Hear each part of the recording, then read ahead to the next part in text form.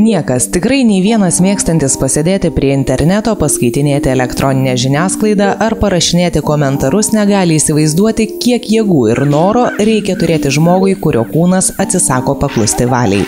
Tomas nuo vaikystės serga reta liga – raumenų atrofija. Vežimėlis daug metų vyrui buvo dievo nebuvimo simboliu. Ir nors pasiekęs 20-metį Tomas įtikėjo, vežimėlis liko. Pasikeitė tik žiūros kampas ir gyvenimo būdas. Iš gyvenimo neigimo į pozityvą, tikėjimą ateitimi. Jei trumpai, tai būtent taip Tomas Viluckas tapo gerbiamu žiniasklaidos bendradarbiu, vertėju ir rašytoju. Tai nėra labai lengvas užsiėmimas, straipsnis per dieną, tai yra gerai, bet gal esminis dalykas čia vis tiek yra ne tai, kad kiek, o esminis dalykas, kad man pirmiausia yra noras kokybės, kad tas tekstas, kurį išduodi visuomeniai ir žmonėms, jų teismui, jų kažkokiam tai ieškojimam, mąstymam, kad jisai būtų kokybiškai, kad jisai būtų provokuojantis, kad jisai išauktų kai kurie diskusijai, kad jisai išauktų, paprasčiausiai būtų tam tikras kvietimas mąstyti, o ne apsiriboti tik tai plaukimo paviršių. Tai aš sakyčiau, aš labiausiai orientuojuosi į tai. Ne tik savo, bet ir aplinkiniams Tomas Viluckas įrodė, kad žmogus vežimėlyje gali būti ir yra pilnavertis visuomenės narys, mokantis ir norintis naudotis civilizacijos pasiekimais, bet to siekintis visomis savo išgalėmis prisidėti prie kiek tobulesnio pasaulio kūrimo. Gal dėl šio didelio noro Tomo Vilucko gyvenime įvyko ir daugiau pasikeitimų, apie kuriuos vyras prisipažįsta net jaunystėje neleisdavę savo pasvajoti. Mylima ir mylinti nuostabi moteris, puošia ir skaidrina dienas jau 10 metų. Mes susipažinome Palangos bažnyčioje, bet tai buvo pažintis, o paskui viskas jau prasidėjo vystymasis toks ilgas kelias link to, kas dabar yra. Kaip žmogus, jisai pirmiausia patraukė, kad jisai turėjo tokį labai aukštą savivertę ir orumą didelį. Savo orumą, savo žmogišką orumą. Ir iš tikrųjų mane tai, galim sakyti, sužavėjo. Ir tam tikras toksai labai širdies skaidrumas ir tyrumas ir mokėjimas įsiklausyti. Vartant Jolitos ir Tomo fotografijas, senas ir visiškai naujas iš paskutinės kelionės į Austriją, rodos, kad šie žmonės, būdami skirtingi, tuo pačiu yra kažkuo labai panašūs. Pasikeitimo procesas matyt vyko po truputį, nuo pirmojo Tomo padaryto žingsnio, kuris pakeitė jų gyvenimus. Žingsnis buvo iš Tomo pusės, kas be ko. Čia klasikinis variantas buvo. Jisai vieną vakarą pasakė, kad jisai norėtų mane vesti. Gal po 3 draugystės metų. Na, mane tai šiek tiek išgąsdino. Visuomet tai yra iššūkis. Kiekvienam žmogui tai yra iššūkis ir sukrėtimas. Meilė yra atsivertimas, nes tu turi išeiti už savo, reiškia, egoizmo ribų. Visada. Už savo įsivaizdavimų, už savo suvokimo ir priimti kitą žmogų į savo pasaulį.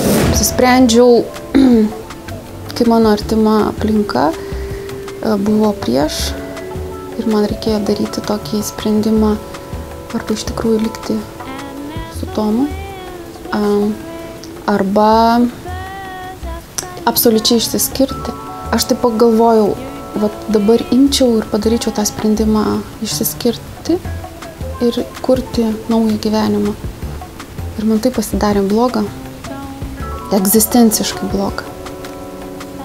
Ir pagalvojau, kad tai nebus tas žingsnis, aš nebūsiu laiminga, jeigu aš padarysiu tą racionalų žingsnį ir aš pasitikėjau savo širdim, vidinę giliausią intuiciją, kad aš su Tomu būsiu laiminga, kad reikia daryti tą neloginį, neracionalų žingsnį. Toks Jolitos sprendimas baigėsi vestuvėmis. Beje, tą pačią dieną Palangos bažnyčios varpai džiaugsmingai skambėjo ir broliui Marijui su Gabija. Tomas Viluckas prisimena tas akimirkas ypač gerai. Meilės dovaną reikėjo priimti atsargiai, juk vyras kuo aiškiausiai suprato, kaip visą situaciją mato aplinkiniai.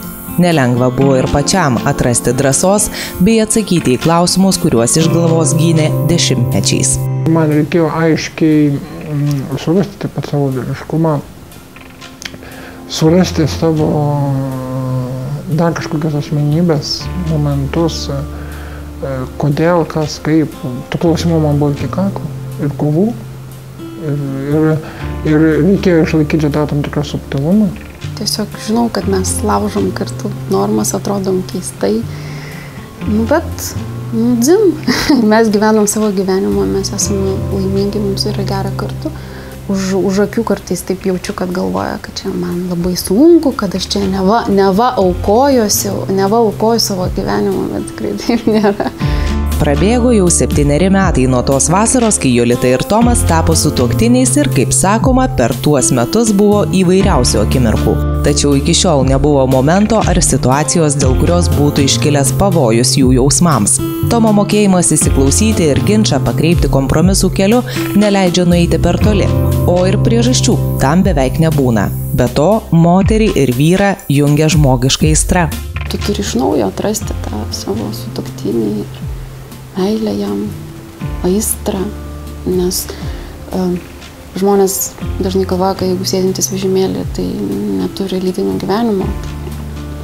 Tai čia yra tik tai tų žmonių problema, kuriems, ar ne, prašiausiai yra nukirsti slanksteliai, kur sutrikdo būtent tą dubens funkciją tų organų. Tai va čia, o dauguma neįgalių žmonių sėdinčių vežimėlį iš tikrųjų jie yra pajėgus lytiškai.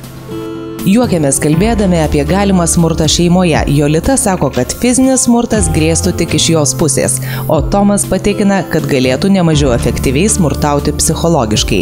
Tačiau taip nėra. Ir net kitų vyrų žvilgčiojimas į Jolitą Tomo neišmuša iš vėžių. Didžiuojuosi, kad šalia manęs yra graži, puikia moteris. O kodėl aš turiu dėl to, kaip sakant, griaužtis, man to nuostabiau. Tu jos nekontroliuoji? Ne, neturiu jokio tokio noro ir manau, kad, aš taip pasakysiu labai prastai, jokia kontrolė, jeigu būtų kritinė situacija, jokia kontrolė nieko neišgelbės. Tai iš laisvėje tu gali vis apsispręsti tą žmogų mylėti. Nes būtent, kai Tomas man duoda laisvę, tai tada aš irgi laisvai vėl apsispręsdama atsigręžiu į jį. Taip kalba Jolita ir Tomas apie tikruosius meilės ir realaus gyvenimo išbandymus. Netrukus po reklamos sužinosite indėniško žodžio aini reikšmę ir dalinsimės tuo, be ko anot Tomo Vilucko neįmanoma jokia bendrystė, draugystė ar meilė.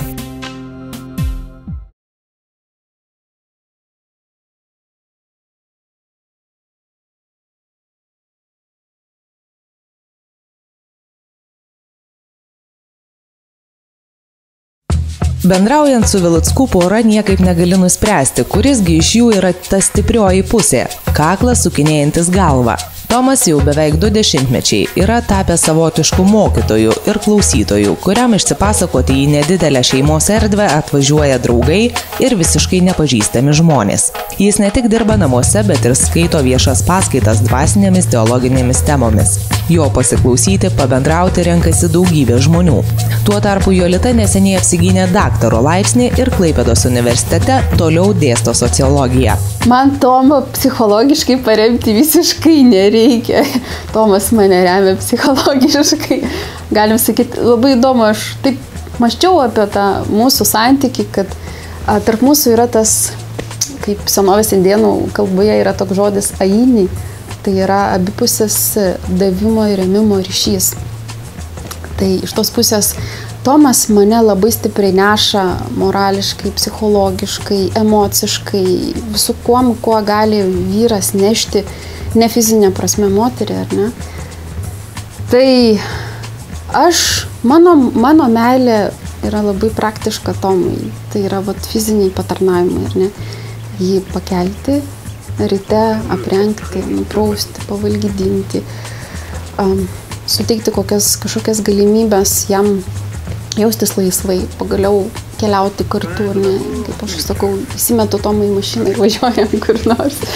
tai va, į kiną, į koncertą ar dar kur nors. Tai va, tokie dalykai, tai sakau, tas abipusis, jis mane neša, aš irgi tam tikrą prasme jį nešu, nes jam suteikiu galimybę turėti kojas, rankas. Jei šito nėra, tai žinoma, tie žmonės anksčiau ir vėliau išeis skirtingais keliais.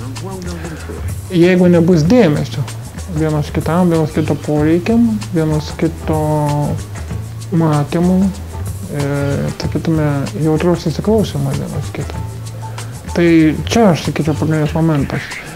O kiti dalykai, tai mes žinome daugybę porų, kur vienas gali būti intelektualus, o kitas labai paprastas žmogus. O vienas gali būti, sakytume, su dideliais meniniais sugebėjimais, o kitas gali būti labai materialistiniais polinkiais. Ir tai bus normalu, nes tai yra toks tam tikras papildomumas. Ir kitas dalykas, sakau, kad žmonės turi klausytis vienas kito ir save apmąstyti. Be šito jokia bendrystė draugystė neįmanoma. Nepaisant to, kad Jolita ir Tomas yra dėkingi ligai, kuri leido jiems susitikti, vežimėlis iki šiol riboja poros laisvę. Kiek Lietuvoje kalbėta apie žmonių su negale poreikius, realybėje situacija keičiasi lėtai, o senas problemas keičia naujos. Jei pastatyti automobilį nebėra sunku, į kitas pramogas patekti vis dar nelengva. Draugystė su Tomu mane įnešė į tą jų tikrovę, jų realybę. Aš tiesiog jų akimis galiu patirti, ką reiškia prieš matyti ar ne laiptus. Nori ekspromtu, nieko negali daryti iš principo. Tai turi labai gerai apmastyti savo veiksmus, planuoti, ar ne. Elementarus dalykas noras į kavinę. Tu turi iš karto proskaičiuoti savo mintyse atminti, į kurią kavinę aš galėčiau patekti. Arba jeigu nori į renginį, iš karto galvoji, o kaip dabar į tą renginį patekti? Nematom. Galbūt tai yra sunkiausia, kad neįgalus žmogus, jis iš vis toks egzistuoja. Bet čia ir su tuo tenka susidurti elementariai, kai netgi būna renginiai ir pačiam man tenka susidurti, bilieto į neįgaliųjų vietas nėra tose renginiuose. Vietos įrengtos, o bilieto nėra pardavime. Tai tada visai nieko nebesupranti. Šia prasme, ta socialinė tikrovė daug jėgų, fizinių jėgų reikalaujant iš tikrųjų yra. Ir psichologinių. Ir pirmiausia, nes psichologiškai gali labai greitai užsinorėti neiti iš namų. Tas yra dalykas. Arba eiti labai retai. Baigdami viešnagę pas Jolitą ir Tomą sutarėme, kad pasakodami apie jų gyvenimą, o ypač Tomo gyvenimo stebuklus, nesakysime, kad juos atnešė tikėjimas, bažnyčia ar krikščionybė, nes iš esmės šie dvasios stulpai nesuteikia jokių garantijų ir nėra joks gyvenimo draudimas savaime. Anot Tomo, jų šeimoje gerbiamas gilus santykis su Dievu, iš kurio nėra reikalaujama jokių stebuklų ar didelių malonių. Pasak Tomo, rojaus žemėje nesukursi, net jei to ir labai norėtum.